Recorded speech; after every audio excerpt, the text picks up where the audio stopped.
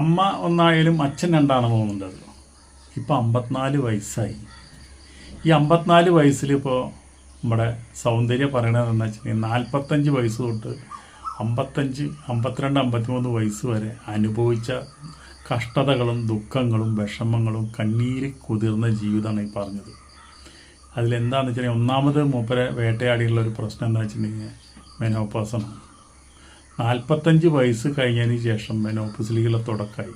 അതെന്താണെന്ന് വെച്ചിട്ടുണ്ടെങ്കിൽ മെനോപോസിന് മുമ്പ് ഒരു പ്രശ്നം ഉണ്ടാകുന്നില്ല. അത് കഴിഞ്ഞതിന് ശേഷം ഈ മെനോപോസ് ടീം അടുത്തോട് കൂടിയിട്ട് ഭയങ്കര ടെൻഷൻ, ഉഷ്ണം, വിഷമം, കഷ്ടപ്പാട്, ബുദ്ധിമുട്ട്, അതുപോലെ തന്നെ വയറ് ഗംഭീര വേദന, അതുപോലെ ഗംഭീരമായിട്ട് ബ്ലീഡിങ്, ഇതെല്ലാം കൂടിയിട്ട് സിനിമ ഫീൽഡിൽ നിന്ന് വരെ ഔട്ടായി. സിനിമയിൽ അഭിനയിക്കാൻ പറ്റാണ്ടായി. ശരിക്കും അത്രയും, അത് സ്ത്രീകൾക്ക് പറഞ്ഞാലേ അറിയുള്ളൂ, നമ്മളിപ്പോൾ അധികം പറയേണ്ട കാര്യമില്ല. അത്രയും കഠിനമായുള്ള വേദന വന്നപ്പോൾ ഈ സൗന്ദര്യക്ക് തന്നെ ഈ ശരിക്കും പറഞ്ഞു കഴിഞ്ഞാൽ കൈകൊണ്ട് എടുത്തിട്ട് ഗർഭപാത്രം എടുത്ത് തോടിക്കെറിഞ്ഞ് കളയാൻ തോന്നിയെന്ന് പറഞ്ഞു.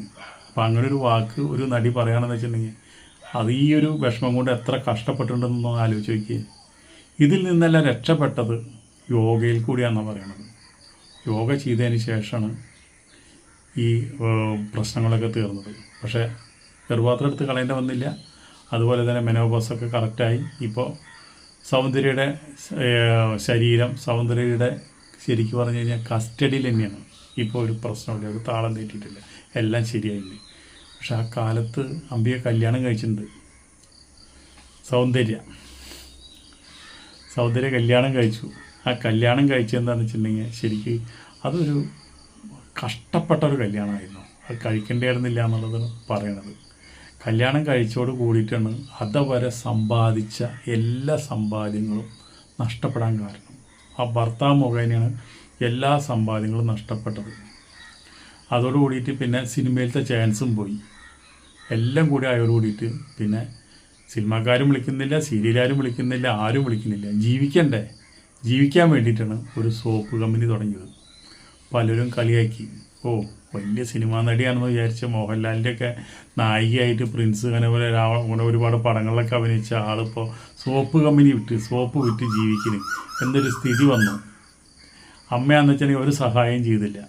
അപ്പോൾ ഈ സൗന്ദര്യം ഒറ്റ വാക്ക പറഞ്ഞുള്ളൂ, ഏത് ജോലിക്കുണ്ട് അതിൻ്റേതായുള്ള അന്തസ്സ്.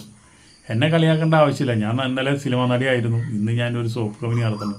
ജീവിക്കണ്ടേ? ഇഡ്ഡലി വിറ്റ് ആയാലും ഞാൻ ജീവിക്കും. വേറെ എന്തെങ്കിലും എൻ്റെ ശരീരത്തിൽ വിറ്റ് ഞാൻ ജീവിക്കുന്നില്ലല്ലോ. ഞാൻ ഇഡ്ഡലി വിറ്റോ സോപ്പ് ഉണ്ടാക്കിയോ ഞാൻ ജീവിക്കും. അതാണ് അന്തസ്സ് എന്ന് പറയുന്നത്. അപ്പോൾ ആൾക്കാർ ഒരുപാട് കളിയാക്കി, പക്ഷെ അതിലൊന്നും സൗന്ദര്യം, അതിലൊന്നും ഒരു വിഷമം കണക്കാക്കിയില്ല. ഓരോ ജോലിക്ക് അതിൻ്റെതായ അന്തസ്സുണ്ട്. അങ്ങനെ സോപ്പ് കമ്പനി ഒരു പടിപടിയായിട്ട് കയറിക്കൊണ്ടിരിക്കുമ്പോൾ ആരോ അതൊരു സോഷ്യൽ മീഡിയയിൽ വലിയ വാർത്തയാക്കി. മോഹൻലാലിൻ്റെ നായിക അതേ സോപ്പ് കമ്പനി സോപ്പ് വിറ്റ് ജീവിക്കുന്നു, സോപ്പ് പൊടി വിറ്റ് ജീവിക്കുന്നു, ദരിദ്രയായി, 10 പൈസയെ ഗതിയില്ല എന്നൊക്കെ പറഞ്ഞുകൊണ്ട് ആരോ സോഷ്യൽ മീഡിയയിലിട്ടു. അതങ്ങോട്ട് വൈറലായി. അപ്പോഴാണ് ശരിക്കും പറഞ്ഞു കഴിഞ്ഞാൽ സൗന്ദര്യം എവിടെയാണ്, എന്ത് ചെയ്യുന്നു എന്നുള്ള ആൾക്കാരെ അന്വേഷിക്കുന്നത്. അപ്പോൾ തന്നെ സൗന്ദര്യനെ പിന്നെ നമ്മൾ കണ്ടത് ഒരു മലയാള സീരിയലാണ്, ഫ്ലവേഴ്സിലെ മലയാള സീരിയലിലാണ് കണ്ടത്. അതൊരു തുടക്കം മാത്രമായിരുന്നു. അതെന്തായാലും ഒരു നല്ലൊരു തുടക്കമായിരുന്നു അത്. ആ സീരിയൽ കിട്ടിയോട് കൂടിയിട്ട് പിന്നെ സിനിമാക്കാർ വിളിച്ചു തുടങ്ങി. അതുപോലെ തന്നെ തെലുങ്ക് സിനിമയിൽ അഭിനയിച്ചു, കന്നഡ സിനിമയിൽ അഭിനയിച്ചു, തമിഴ് സീരിയലിൽ അഭിനയിച്ചു. അങ്ങനെ ഒരു നടിയുടെ കഷ്ടകാലം നല്ല കാലം. ഇപ്പം സുഖമായിട്ട് സൗന്ദര്യം ജീവിക്കുന്നു. അപ്പോൾ നമ്മൾക്കൊരു നടിയായി ജീവിതകാലം മുഴുവൻ ജീവിക്കാം എന്നുള്ളൊരു ആഗ്രഹമൊന്നും ആർക്കും വേണ്ട. എവിടെ വെച്ചാണോ പാകപ്പഴ് വരിക, എവിടെ വെച്ചാണ് വീഴ്ച വരിക, അപ്പോഴാണ് കൂടുതൽ ആൾക്കാർ ഇന്നുണ്ടാകുന്ന സുഹൃത്തുക്കളൊക്കെ അപ്പം മാറി നിന്ന് കളിയാക്കി ചിർക്കി. എന്താണെന്ന് അവളുടെ അഹങ്കാരം, എന്താണെന്ന് അവൻ്റെ അഹങ്കാരം. ഇപ്പോൾ അവൻ നടത്തുന്ന കണ്ടില്ലേ, മീൻ വിറ്റിട്ട് അവൻ ജീവിക്കുന്നത്, ഇഡ്ഡലി വിറ്റിട്ടാണ് ജീവിക്കുന്നത്, ഹോട്ടൽ നടത്തിയിട്ടാണ് ജീവിക്കുന്നത് എന്ന് പറഞ്ഞുള്ള കളിയാക്കൽ കൂടും. അപ്പോൾ അതുകൊണ്ട് ഉയരം കൂടും തോറും വീഴ്ചയുടെ ആഘാതം കൂടും. അതാണ് നമ്മൾക്ക് പറയാനുള്ളത്. സൗന്ദര്യക്ക് ശരിക്കും പറഞ്ഞാൽ എന്തിനാ കുറവുണ്ടാകുന്നത്? നല്ല ഹൈറ്റ്, നല്ല നിറം, നല്ല ഭംഗി. എന്തിനതും പറയണത്? ലക്ഷ്മിയുടെ മോളല്ലേ, സുന്ദരിയായിരിക്കില്ലേ? പക്ഷേ ഈ ഒരു ടെൻഷനും പ്രശ്നങ്ങളും കാര്യങ്ങളും വിവാഹമോചനത്തൊക്കെ കൂടി വന്നതോട് കൂടിയിട്ട് ആളുടെ ഗ്ലാമറൊക്കെ പോയി. എന്നാലും എപ്പോഴും ഗ്ലാമറൊക്കെ ഉണ്ട് കേട്ടോ.